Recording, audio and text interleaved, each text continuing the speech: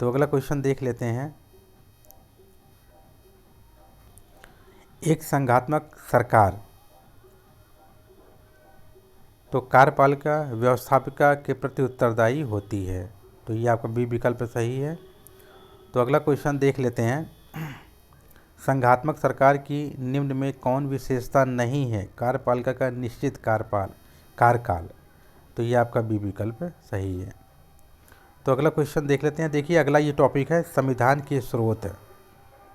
तो अगला ये टॉपिक है, इसको भी देख लेते हैं, जो कि 2000 से लेकर 2021 के बीच जितने भी क्वेश्चंस आए हैं तो इसमें दिया हुआ है, सब देख लेते हैं आप। अगला देखते हैं, क्वेश्चन देखते हैं। संघ को राज्यों को आदेश देने का विचार भारत के संविधान निर्माताओं ने कहाँ से प्राप्त किया है? तो 1935 के भारत सरकार अधिनियम से प्राप्त किया है। तो अगला क्वेश्चन देख लेते हैं। भारत की संघात्मक व्यवस्था में शक्ति विभाजन संबंधित 3 सूचियां जहां से ली गई हैं, ये कहाँ से ली गई हैं? 1935 भारतीय शासन अधिनियम 1935 से ली गई हैं। तो अगला क्वेश्चन देख लेते हैं। भारत में राष्ट्रपति राज्य के राज्यपाल को नियुक्त करने के लिए प्राधिकृत है। तो उपरोक्त में से इसमें से कोई नहीं होगा। तो अगला देख लेते हैं क्वेश्चन। भारत में राष्ट्रपति राज्य के राज्यपाल को नियुक्त करने के लिए प्राधिकृत है, इनमें से कोई नहीं होगा। तो अगला क्वेश्चन देख लेते हैं। निम्नलिखित में से कौन सा कथन भारतीय संविधान के बारे में सही है? तो इसमें यह एक उधार का झोला है, अर्थात आपका सी विकल्प सही है। अगला क्वेश्चन देखते हैं। भारतीय संविधान में संघ में अवशिष्ट शक्तियाँ निहित किए जाने में निम्नलिखित में से किसके नमूने को अपनाया गया है? तो इसमें जो है आपका कनाडा से अपनाया गया है। अगला क्वेश्चन देख लेते हैं। भारत के संविधान निर्माताओं ने संघवाद की अवधारणा को ग्रहण किया था। तो आपका ये विकल्प सही है। तो अगला क्वेश्चन देख लेते हैं। भारत के सम्मति सूची का विषय निम्नलिखित में से किस देश के संविधान से लिया गया है? तो ये ऑस्ट्रेलिया से लिया गया है। तो अगला क्वेश्चन देख लेते हैं। भारत ने सम्मति सूची का विचार किस देश के संविधान से ग्रहण किया है? तो ये ऑस्ट्रेलिया से लिया गया है। तो ये इसमें मिलान करना है, तो मिलान में देख लेते हैं कौन सा सही है। इसमें डी विकल्प सही है इसमें। तो 3 4 1 2 3 4 1 2 3 4 1 2 3 4 1 और 2, ये आप देख लीजिए। सम्मति सूची ऑस्ट्रेलिया से लिया गया है। संसदीय शासन प्रणाली जो है ब्रिटेन से लिया है। राष्ट्रपति का महाभियोग जो है अमेरिका से लिया गया है। संघात्मक व्यवस्था कनाडा से लिया गया है। तो ये आपका डी विकल्प सही है। तो ये व्याख्या विधि है, देख लीजिए आप। और दोबारा, क्योंकि दोबारा फिर भी इस टाइप के क्वेश्चन पूछे जा सकते हैं। तो अगला क्वेश्चन देखते हैं। भारत के संविधान निर्माताओं ने राजनीति के निर्देशक सिद्धांत की अवधारणा को ग्रहण किया था। तो ये कहाँ? आयरलैंड के संविधान से लिया गया। नीति निर्देशक तत्व आयरलैंड से लिए गए हैं। तो ये व्याख्या दी हुई है। अगला क्वेश्चन देख लेते हैं। भारतीय संविधान के राज्य के नीति निर्देशक तत्वों को किस देश से लिया गया है? तो आयरलैंड से लिया गया है। ये आपका डी विकल्प सही है। अगला देखते हैं। नीति निर्देशक तत्व कहाँ से लिया गया है? जो आयरलैंड से लिया गया है। तो अगला देख लेते हैं। तो यह भी नीति निर्देशक तत्व आयरलैंड। तो ये देख लेते हैं। भारतीय संविधान में राज्यों का संघ, ये राज्यों का संघ की अवधारणा को निम्न में से किस संविधान से लिया गया है? तो ये कनाडा से लिया गया है।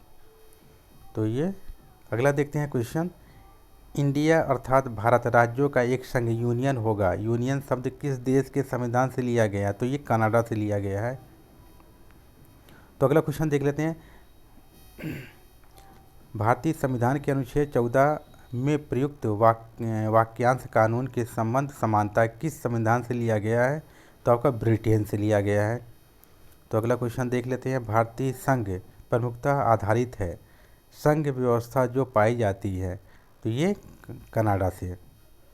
तो अगला देख लेते हैं। अगला क्वेश्चन ये देखिए, अगला टॉपिक है उद्देश्य का। उद्देशिका से 2000 से लेकर 2021 के बीच जितने भी क्वेश्चंस आए हैं, आइए देख लेते हैं।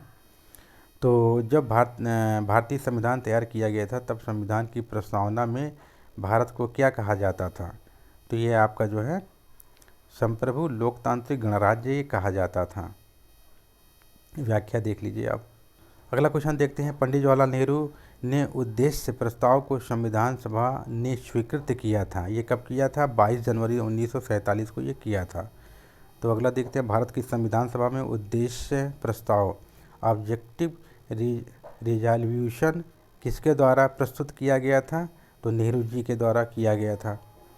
तो अगला देखते हैं। निम्नलिखित में से कौन सा एक शब्द संविधान की प्रस्तावना में नहीं है? तो ये संघीय नहीं है, बाकी सारे ये तीनों हैं, ये संघीय नहीं है। तो अगला देख लेते हैं। निम्नलिखित में से कौन सा एक शब्द भारतीय संविधान की प्रस्तावना में उल्लिखित नहीं है? तो ये संघीय नहीं है, बाकी सारे हैं। अगला क्वेश्चन देख लेते हैं। भारत के संविधान की उद्देशिका में निम्नलिखित में से किसका उल्लेख नहीं है? तो ये राजनीतिक समानता का उल्लेख नहीं है, बाकी तीनों का है। इसका है, ये और ये है। तो अगला देख लेते हैं क्वेश्चन। भारतीय संविधान का कौन सा भाग संविधान की आत्मा कहा गया है? संवैधानिक उपचारों का अधिकार जो है इसको आत्मा कहा गया है। डी विकल्प सही है। अगला देख लेते हैं। भारतीय संविधान की दार्शनिक आधारभूत है, तो प्रस्तावना है। तो अगला देखते हैं। भारतीय संविधान की प्रस्तावना का कितनी बार संशोधित किया गया है? तो ये एक बार किया गया है। तो अगला देख लेते हैं क्वेश्चन। संविधान की उद्देशिका में समाजवादी व पंथनिरपेक्ष किस वर्ष घोषित कर दिया गया था? 1976 में घोषित किया गया था, 42वें संविधान संशोधन में।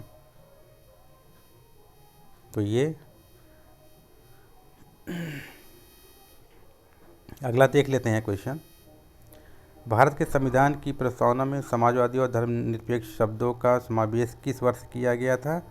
1976 में किया गया था।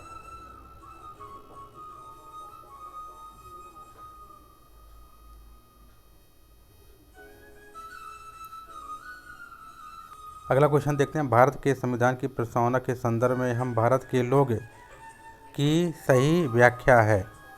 तो इसमें जो है ए विकल्प सही है। तो अगला देख लेते हैं। भारतीय संविधान की प्रस्तावना में निम्न में कौन शब्द प्रयुक्त नहीं है? तो ये उदारवादी प्रयुक्त नहीं है। तो ये कुछ क्वेश्चन थे।